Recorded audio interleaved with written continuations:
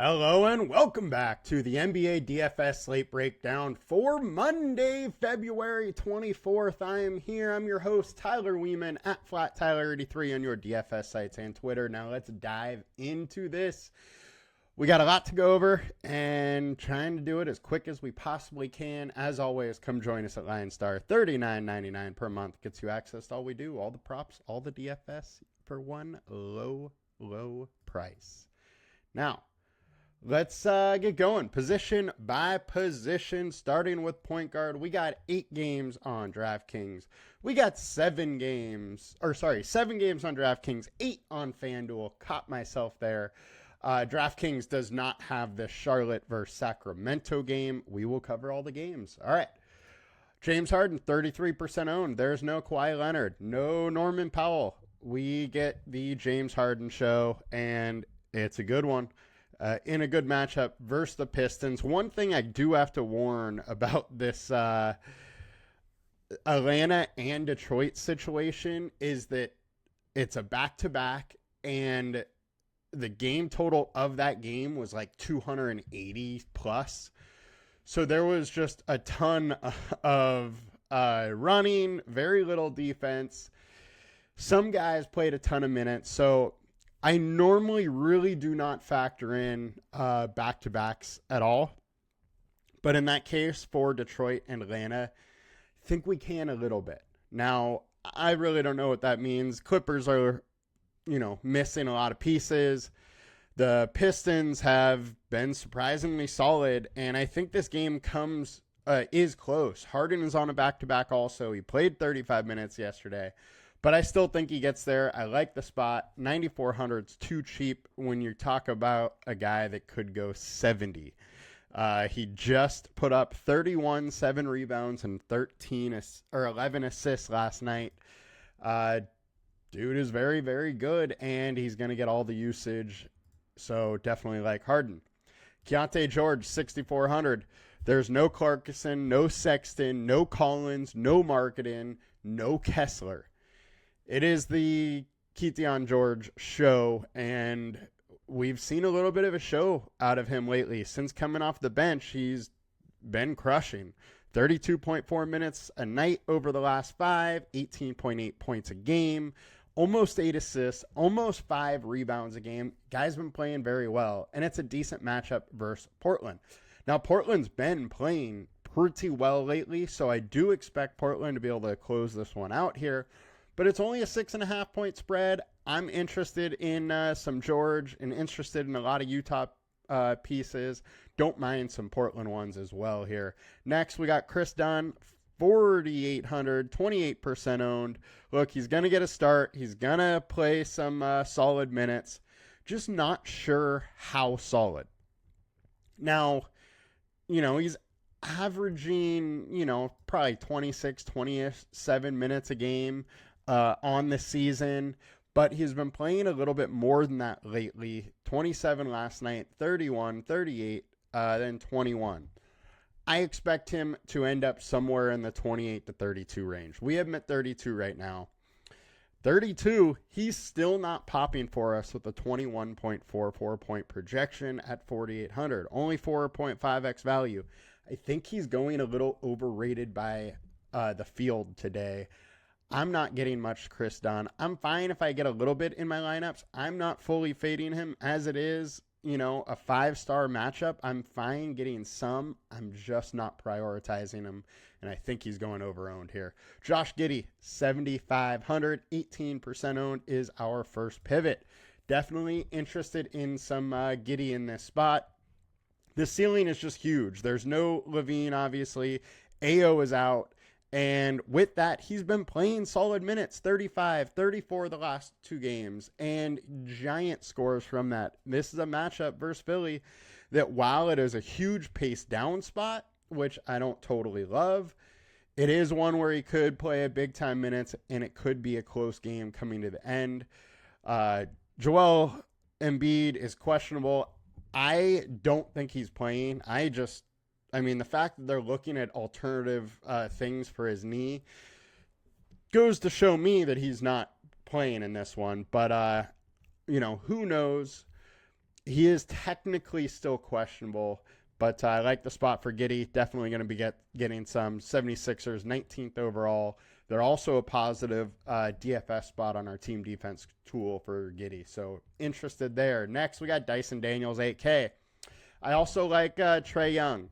Now, the thing with Daniels is he does rely on the steals and blocks. We have a positive matchup for the steals and blocks versus Miami. And I'm fine going here. There's a ceiling at 8K. He can get to the 50s. He regularly gets mid-40s. The problem is if he's not getting mid-40s, which mid-40s are a little hit or miss, then he's usually mid-30s, and that's going to hurt you big time at 8K. Thus, he isn't going that high owned, so I'm fine having some Daniels. I think he's a nice leverage spot. Tyrese Maxey, 9.8K. It's his show. There's no Joel Embiid. His fantasy points per minute just skyrocket without Embiid there. Now, he is questionable, so we need to watch him coming into lock today. But if he's playing, I love it. He has that potential to go for 60 plus, and he's super low owned right now. Very interested in him. Maybe that changes as, if Joel Embiid is out, but right now, super interested at low owned Maxey. And then Trae Young played 38 minutes last night. A lot of these Atlanta guys played big time minutes. I don't mind going back on a back-to-back. He's just been playing too well lately. Has that 60-point, possibility at 9,500. Very interested in some Trae. I'm not going to go overboard on it, but it is a decent matchup versus Miami for him, as they haven't been that great versus point guard. Now, on to point guard on DraftKings. We got George, Harden, and Dunn. Covered them all. I do want to touch on Isaiah Collier. I do think he is interesting in this spot if you want to pivot off of George. There is big time upside. A bet I took on him this weekend for this Houston game, I put over 10 points, over 10 assists, and over 8 rebounds. It's like plus 9,000 or something. It's, huge odds, and he was almost able to do it. Just rebounds let us down a little bit, but he is a constant double at least threat. If you want to throw some bets in against Portland, makes some sense. Portland's been tough against point guards, but it still is a Trailblazers. I don't think anybody believes that this last hot stretch they've been on is the real Portland. So fine with going some little Collier there.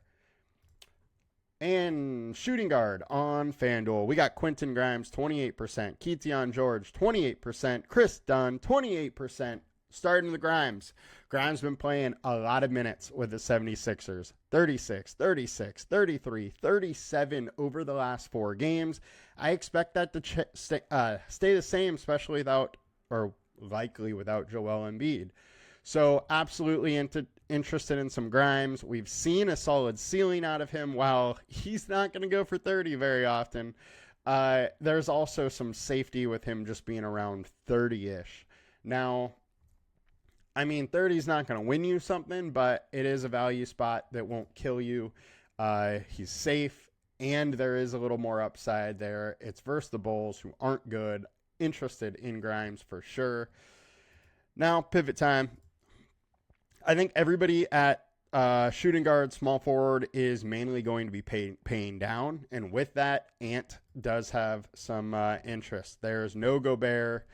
Obviously no Randall, no DiVincenzo. Mike Conley is a shell of him former self. It is Naz Reid, McDaniels, and Ant.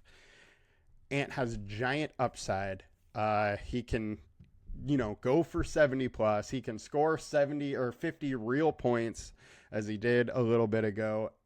The upside's there, and he could single-handedly keep them in this game versus the Thunder. One thing is they're also a little shorthanded, so maybe there's an extra minute for any of those starters there. Just hope they can kind of keep in this game, as it is a 12-point spread. Pivot time, we talked about Giddey, Bogdanovich. I'm super interested in Bogdan here. So I kind of been off him for Atlanta this year just because he hasn't been playing like himself this year. He has always been a pretty good fantasy point per minute, and on the season, he's at 0.73 fantasy points per minute. He is generally like 0.95-ish, just a little under 1 fantasy per minute. So far, with the Clippers, he's at like 1.07. So he's playing and seems to maybe have a little bit more of that role that he used to have with the Clippers, or, the style of play is just fitting him a little bit more. Very interested in Bogdan here. Clippers are shorthanded. He played 29 minutes last game. If you can get 26 out of him, if you get plus on that, I love the spot, and I'm definitely going to have some Bogdan. Just be warned, though, the long haul is 0.73 fantasy point per minute. The short term has been super good. Too short to really know for sure if this change is going to stick, but it is something that I'm at least interested in when he's super low owned and could be a nice little leverage play, value leverage play, which, don't come along that often. Dyson Daniels we talked about, and then Svi, 5% owned, 3,900. Utah Jazz are without a lot of guys. He has snuck into the starting lineup a lot when they need some guys. 28 minutes, 27, 23, 23 in his last 4 starts. I expect that 24 to 26 minutes starting versus the Trailblazers. Decent spot here. And he's a guy that can get you, mid-20s. And if he really gets it going, maybe give you a 30 burger at 3,900. Super low ownership. I'm willing to take some shots there. So getting over to shooting guard on DK. Kevin Huerter, 3,600, 25% owned. He's another guy like V that can kind of get it going for you. Played 30 minutes versus Phoenix just a couple nights ago, and Bulls are still beat up, so there is some minutes upside there. We have him at 24 minutes. I think that's probably around where we should put him right now, but without Patrick Williams, without Ayo, that minute upside is absolutely there and should be considered. If I bump up his minutes a little bit, I'm going to start getting to a decent amount of them. Grimes we covered. Oubre, 5,500. He is too cheap on DK. The upside's there with no Embiid. Absolutely interested. If for whatever reason Paul George gets ruled out, then I absolutely love Oubre, but I'm fine having some of him. Just not going to go super hard. And small forward on FanDuel, we got Bryce Sensabaugh, Paul George, and Quentin Grimes. Sensabaugh, 4K. He started last game, played 24 minutes. They have more guys out today. I'm super interested in Sensabaugh. He has been a pretty solid guy coming off the bench. And on the season, he's like 0.9 fantasy points per minute, something like that. As a starter, he's only 0.66. But when he has started most times, it's been with some studs, or I don't want to say studs because it's Utah Jazz, but like it's been with Collins or Marketing or some guys that take out usage. Right now, in this starting lineup, there's really not much to take out usage. I think he's going to have plenty of opportunities to get some shots up with this starting lineup. Interested in Sensabaugh, and I would, put him more at like that 0.9 fantasy per minute, and then rather than 0.66. So absolutely interested in him a bit. And Paul George, 7,200. I have some interest in him. I'm going to get some. He is being hated so much across, betting and DFS landscape right now. I would be shocked if his ownership really is this high just because how much people are hating him lately. But Paul George can still play, and without Embiid, his fantasy points per minute has been solid. It's with Embiid that it's just absolutely tanked. I'm interested in some PG-13 against the Bulls, who just aren't that great. Grimes we covered, Ant we covered, Bogdan, Jaden McDaniel, 6,400. That price is getting up there. Remember when we were starting to hammer him, and he was in the 5Ks? He's now 6,400. Playing more than, doing more than I really ever expected McDaniels to do, and he just continues to do it. I'm fine getting some in this spot. He's going to play big time minutes, played 40 and 42, and 37, 39. I mean, that much usage, that much time on the court just leads to some fantasy goodness. So I'm fine still at 6,400 to have some. It is versus the Thunder, though. So either you're going to want, if you're playing Edwards and McDaniels, either you want to bring back because the Thunder got to stay into this game, or, got to play them together. There's going to be some little correlation aspect that we probably need to figure out from this game, but absolutely interested in McDaniels. Cameron Johnson, 6,900. Obviously no Schroeder as he got shipped off. No Cam Thomas. No D'Angelo Russell. No Ben Simmons.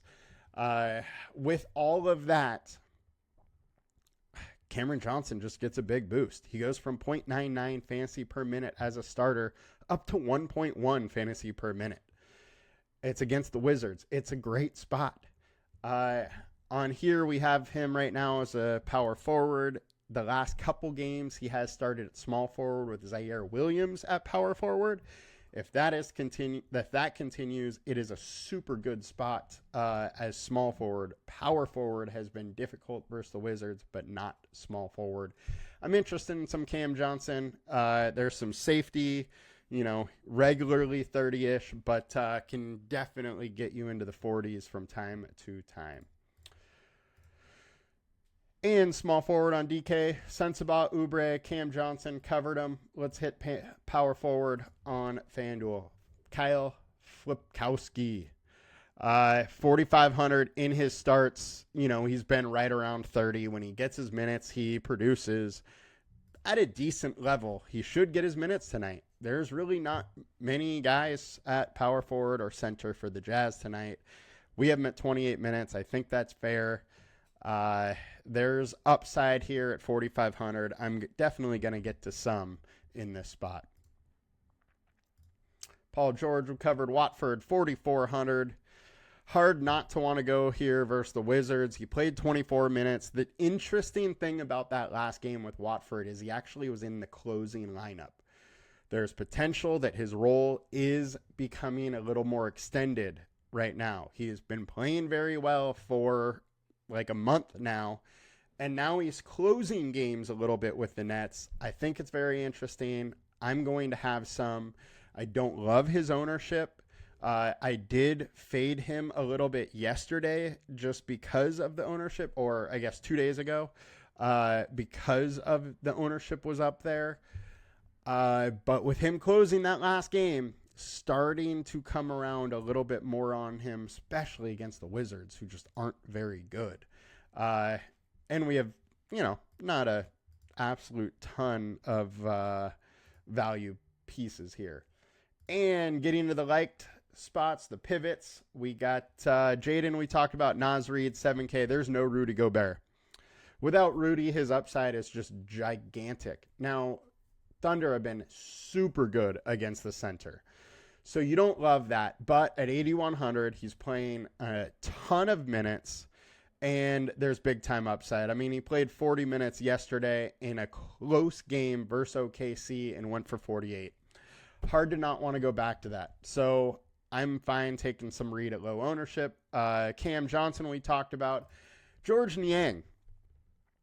For the life of me, I do not understand why he is going so low owned. One, being a power forward coming off the bench versus the Heat is a very good matchup. Now, he's going to play against Bam a ton, which isn't a great matchup, but he's going to also have all of the time with Bam off the court, where he is likely on the court. And 36 minutes, 26, 34, 24, 26.